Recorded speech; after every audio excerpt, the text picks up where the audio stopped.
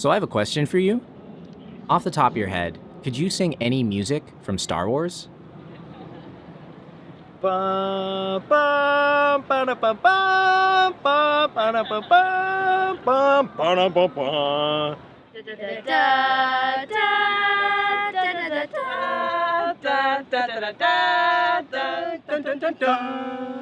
How about James Bond?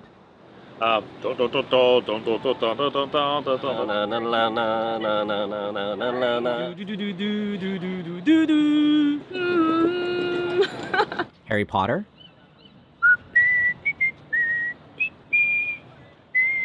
Dun dun dun dun dun dun.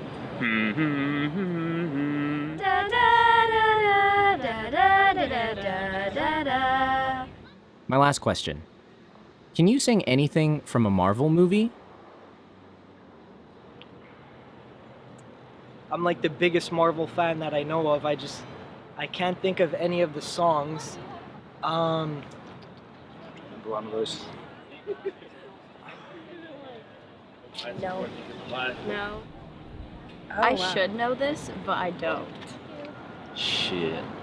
I didn't even know they had like theme songs. Why is this? Because the Marvel Cinematic Universe is now the highest grossing franchise in film history. More than Star Wars, more than James Bond, more than Harry Potter. So what is missing from their music?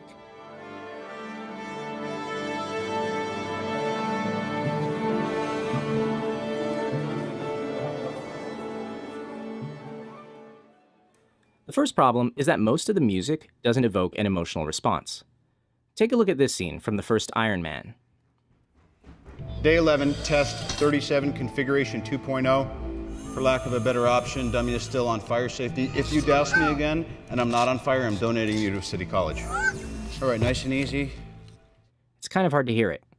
So let's try that one more time, but this time with just the music isolated.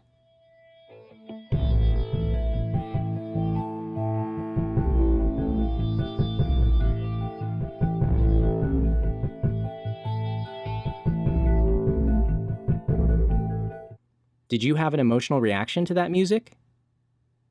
So what happens to this scene if we just take it out? Day 11, test 37, configuration 2.0. For lack of a better option, dummy is still on fire safety. If you douse me again and I'm not on fire, I'm donating you to City College. All right, nice and easy. The scene works just fine, and it doesn't need any other sound. And that's partially why you forget the music. It's like the air conditioner in the background. After a while, you tune it out. Another problem is that the music is used very predictably, so that what you see is what you get. If you see something funny, you hear funny music.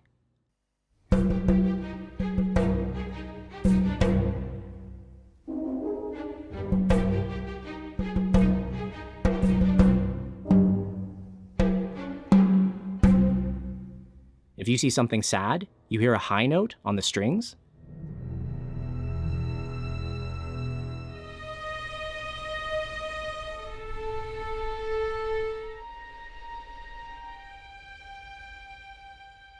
This is a really safe way to score a film, because all of the emotions are expected. The music just tells you the same thing as the picture. If someone looks scared, then you hear.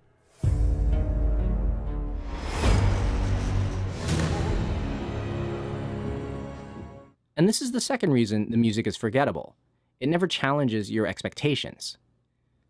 But sometimes, the Marvel films do have memorable music. Except the filmmakers don't let us listen to it. Instead, they cover it up with other sounds, like this. Denied enlistment due to poor health, Stephen Rogers was chosen for a program unique in the annals of American warfare.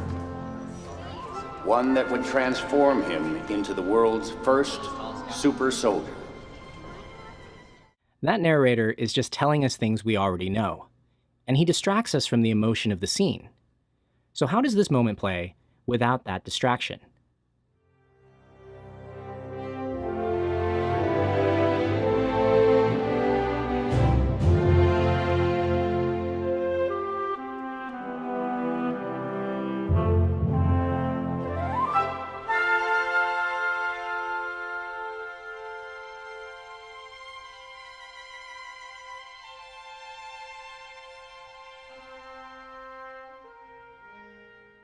Did you feel the difference?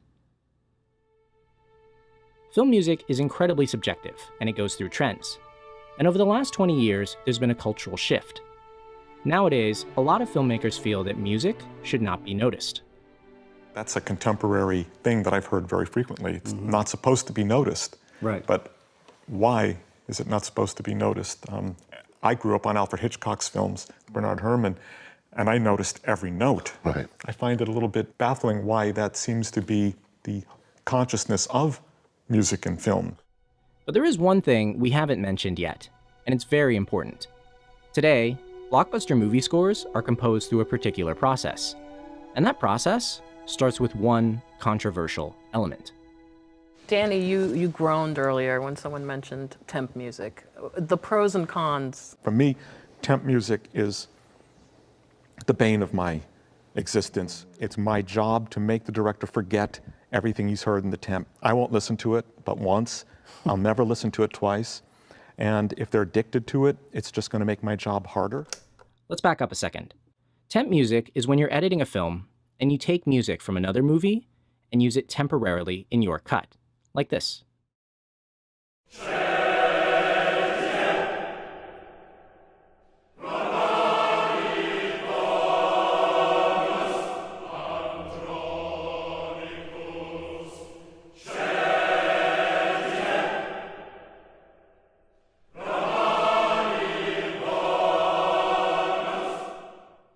Temp music is always supposed to be replaced by a composer's original score. But sometimes, directors or producers will tell their composer to imitate the temp.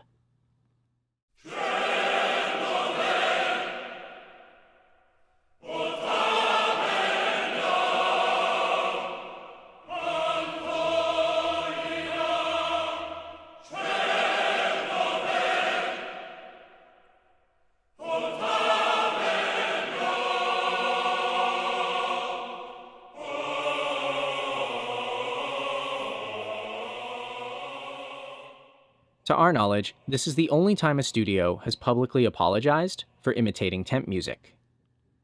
But the far more pervasive effect is that now, most blockbusters are temped with each other's scores. So they kind of sound like each other, but just within legal limits.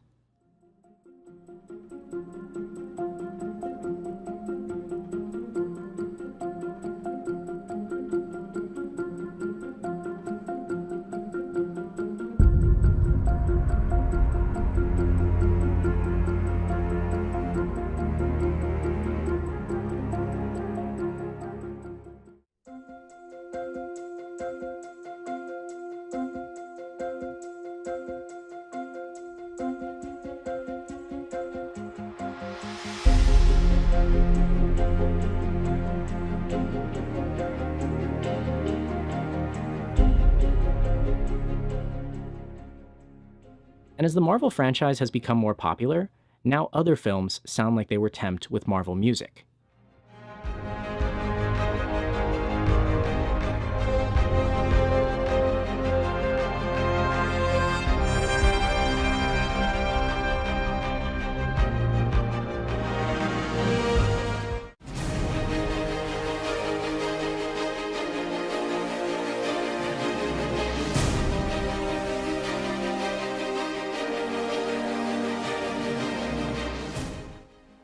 We want to emphasize, we're not blaming the composers.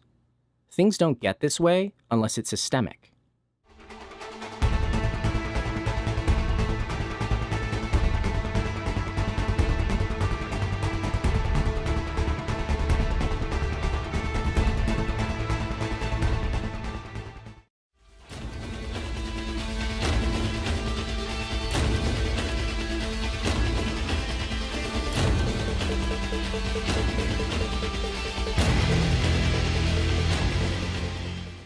Before temp music became popular, directors would often reference other music as a way to talk to the composer. But what changed everything was modern nonlinear editing, which allowed a director to put their favorite music in the movie and have the editor cut to it.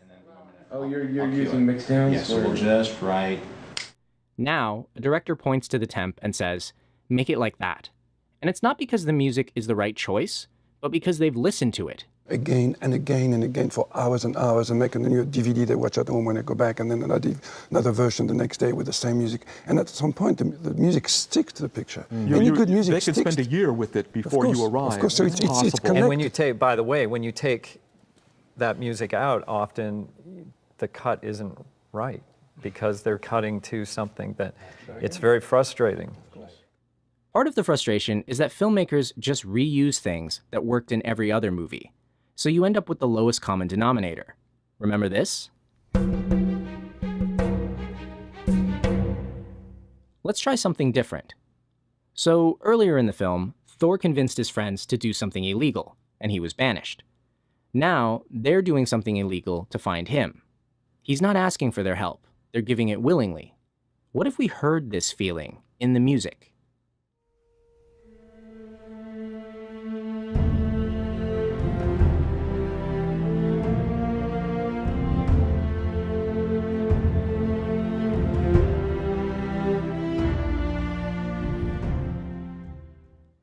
We're not saying this is the right choice here, but it's worth trying out because it makes the scene emotionally richer. And all of the choices you see in Marvel films, the background noise, hearing what you see, adding a narrator, temp music, all of these stem from the same desire, to keep things safe. This is not bad music, it's just bland and inoffensive. And because Marvel sacrifices emotional richness for these safe choices, the end result is this.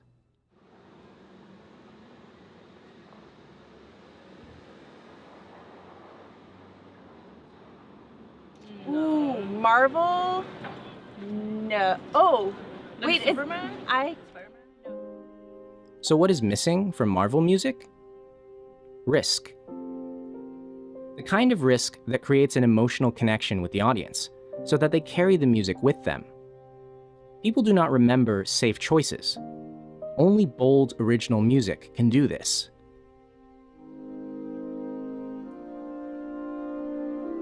But that being said, we did find one Marvel theme that still got this reaction. Spider-Man, Spider-Man, friendly neighborhood Spider-Man, spins a web any size, catches thieves just like flies. Look out! Here comes Spider-Man. Is he strong? Listen, bud, he's got radioactive blood. Can he swing on a web? Check a look overhead. Hey there goes the Spider-Man. In the chill of night, at the scene of a crime, like a stream of light, he arrives just in time. Spider-Man, Spider-Man, friendly neighborhood Spider-Man. Welcome friends, he's ignored. Action is his reward to him. Life is a great big hang-up. Wherever there's a bang-up, you'll find the Spider-Man. That was incredible. Thank you so much. You're very welcome.